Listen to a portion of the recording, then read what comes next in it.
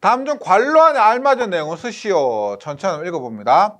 송배전 선로의 전기적 특성인 전압 강화, 수전 전력, 송전 손실, 안정도 등을 계산하는 저항, 인덕턴스, 정전 용량, 누설 컨덕턴스라는 4개의 정수, 이것이 선로 정수라 하고요. 선로 정수는 뭐뭐뭐 등에 따라 정해지며 송전, 전압, 전류 또 역률 등에 의해서 아무런 영향을 받지 않는다. 필기할 때 전력공학 과목에서 나왔던 건데, 선로 정수는 전압, 전류, 역률에 의해서 영향을 받는 것이 아니고 뭐에 의해 영향을 받느냐? 일단 저항을 한번 보겠죠. R은 로 A분의 L입니다. 그러면 여기서 로가 의미하는 건 뭐예요? 고유저항이죠. 그래서 종류가 됩니다. 전선의 종류가 구리선이냐 알루미늄선이냐.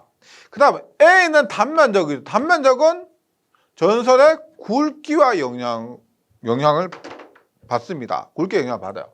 그럼 L은 길인데요. 여기에서 뭐 길이를 여기에 답으로 하기보다는 더 밀접한 게 이런 것이 있습니다. 우리 C는 0.02413의 로그 R분티죠. 여기에서 얘가 뭐냐면 등가 선간 거리인데, 이 등가 선간 거리는 배치, 정삼각형 배치냐 정사각형 배치냐 일직선 배치냐에 따라서 이 값이 달라지죠. 그러면 배치에 따라서 C 값이 달라지고 선로 정수가 결정이 된다는 겁니다. 그래서 권장해 드리는 답은 뭐냐면 전선의 종류와 굵기와 배치, 이렇게 답해 주시기를 권장 드리는 바입니다. 송전선로에서 삼상 단락전류 계산 방법을 3가지만 쓰시오입니다.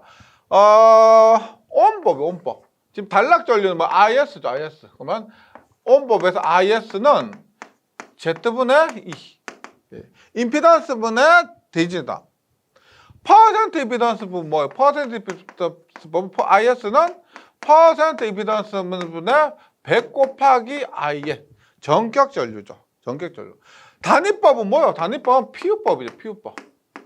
피우법으로 우리가 삼상 단락 전류를 계산할 수가 있습니다. 그래서 퍼 옴법 단위법. 그래서 퍼 옴니다.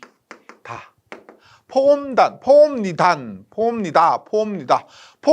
그래서 포옴단, 이렇게 정리해 주시면 좋겠습니다. 교류 송전 방식에 대한 직류 송전 방식의 장점 5가지 쓰시오. 직류의 장점입니다. 먼저 직류는 주파수가 없습니다. 그래서 리액턴스가 없죠. 주파수 없으니까 리액턴스 없고 안정도가 높습니다. 그 다음에 그거 마찬가지로 유전체소 및 충전 용량이 없고 절연 내력이 강하다. 주파수와 관련된 거죠. 유전체소는 공식도 보면 주파수가 들어가는데 유전체소 및 충전 용량이 없다. 비동기 연계가 가능하다. 얘는 주파수가 없죠. 그래서 크기만 같다면 용기가 가능하다. 연계가 가능하다. 단락 전류가 적고, 우리가 직류 같은 경우는 시료값이 곧 최대값이죠. 교류는 시료값보다 최대값이 1.414보다 크잖아요. 그래서 단락 전류가 전체적으로 교류비보다 적습니다. 똑같은 시료값에 대한 단락 전류가 적다. 그 다음에 이미 크게 교류계통을 연계시킬 수가 있다. 이미 크게 교류계통이라는 건 AC를 직류로 바꿔서 AC 뭐 이런 식으로 변환을 하면은 연계시킬 수가 있다. 근데 코로나 손실도 보면 주파수가 들어가잖아요. 그 코로나 손실도 주파수가 들어가는데 그것이 직류에서는 거의 없다. 전력 손실이 적다. 이렇게 정리를 해주시기 바라고. 볼게요. 코로나 손실. 리액턴스, 유전체손. 그래서 유전체손 리액턴스. 리. 그다음에 단락 전류가 적고 비동기 연계가 가능하다. 단비. 단비. 그래서 그 자동차 중에서 코나라는 자동차 있죠. 코나 자동차. 코나 유리에 계속 가물다가 코나 유리에 단비가 내렸다. 코나 유리에 단비가 내렸다 해서 직류 송전 방식의 장점 5가지 정리해 주시면 좋겠습니다. 교류 송전 방식의 장점 3가지만 쓰시오. 교류입니다. 교류는 뭐 주파수 때문에 문제가 되기도 하지만 굉장히 편한 것도 있죠. 먼저 전압의 승합 강압이 변경이 용이하다. 이것은 변압기를 사용해서 손쉽게 전압의 크기를 올리거나 내릴 수 있다. 교류 방식으로 회전 자격을 쉽게 얻을 수 있다. 이것은 삼상 유도 전동기.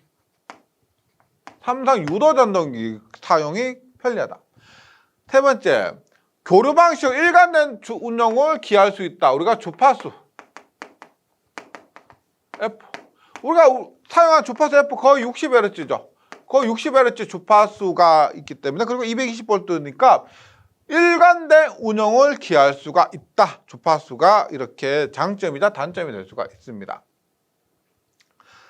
장점 3가지 암기해야 한다고 하면 일관된 운용, 회전 자개, 그 다음에 전압의 승합 강압 변경. 그래서 전압 1회전,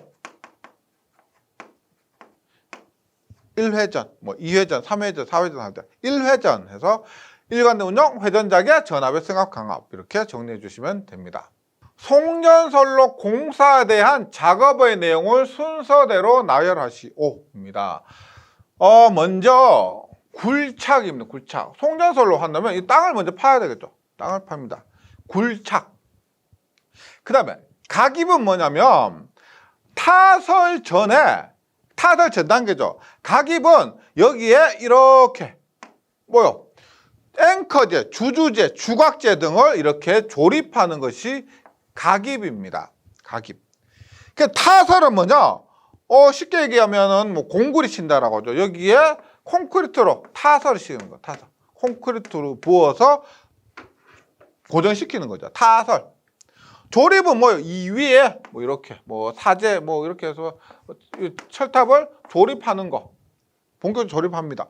그 조립이 다 끝났다. 그러면은 연선입니다. 전선을 지지물에 끌어올리고, 그 다음에 긴선입니다. 전선을 당겨서 마지막에 설치하는 것, 긴선까지 해서 굴착, 각입, 타설, 조립, 연선, 긴선이고, 그래서 앞글자로 해서 굴각, 타조, 연긴. 굴각, 타조, 연긴. 뭐 말은 안 되지만 굴에 갇힌 타조. 타조가 굴에 갇혔답니다. 그래. 연이 길다. 인연이 길다. 인연이 깊다. 뭐 인연이 길다. 그래서 굴에 갇힌 타조와 연이 길다.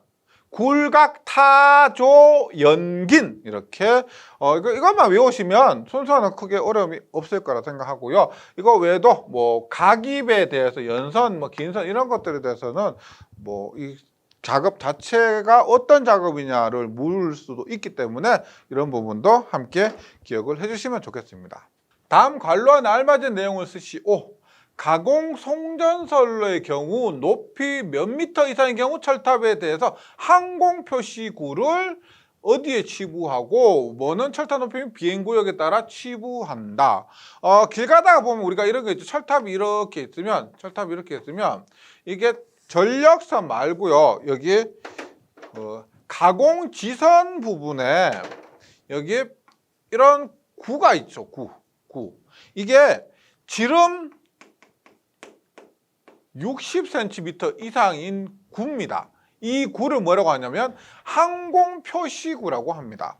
그래서 항공표시구를 가공지선에 설치하는데 몇 미터 이상인 경우 60m 이상인 경우, 뭐 우리가 뭐 비행기는 아니겠지만 헬리콥터 같은 경우 있죠. 헬리콥터 같은 경우 가공지선 못 보고 우리가 전선에 부딪혀서 사고가 발생할 수 있기 때문에 이런 항공 표시구를 치부하고요. 그 다음에 철탑 높이 비행구역에 따라 뭘 치부하느냐? 항공장애 표시 등입니다. 등. 얘는 등, 램프요.